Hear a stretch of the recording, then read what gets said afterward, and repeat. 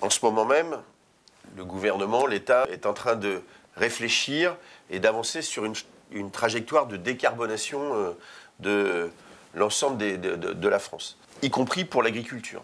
Ça nous semble intéressant parce que d'abord les agriculteurs sont quand même les premières victimes du changement climatique et sur nos exploitations, on est tous les ans confrontés maintenant à des sécheresses, à des inondations,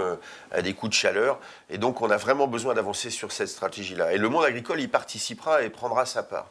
Après, dans la construction de ces éléments-là, aujourd'hui, on porte un certain nombre de demandes. Ces éléments de décarbonation, ils ont plutôt été bâtis à dire d'experts et il nous semblerait vraiment important que ces éléments sur comment on fait pour décarboner l'agriculture, ils soient testés à l'échelle d'exploitation et qu'on puisse, à partir de nos exploitations de référence, de regarder comment on peut insérer l'ensemble des éléments dans la décarbonation de l'agriculture et vérifier si les hypothèses qui sont mises sur la table, elles sont réalistes en termes de plantation de haies qui stockeraient du carbone, en termes de plantation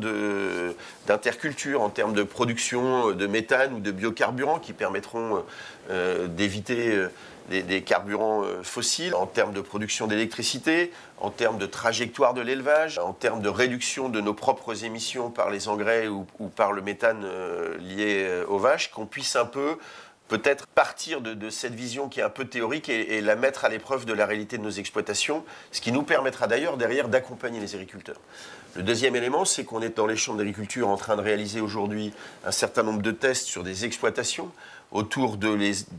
capacités à les accompagner sur un projet pour eux autour de la résilience face au changement climatique. Et donc, on voudrait pouvoir ressortir de cette phase test sur comment on fait pour accompagner massivement l'agriculture demain, parce que ce serait un sujet colossal. Et si dans cette phase test, on accompagne 1000 agriculteurs, c'est demain 15 000, 20 000 qu'il faudra accompagner par an. Et ce que l'on dit aussi au gouvernement, c'est que cette politique très ambitieuse sur la décarbonation, on est prêt à embarquer l'agriculture, mais il faudra y compris y mettre les moyens. Le moyen est d'accompagner nos agriculteurs et de faire en sorte que ça se traduise par quelque chose à la fois acceptable par le consommateur et qui ne vienne pas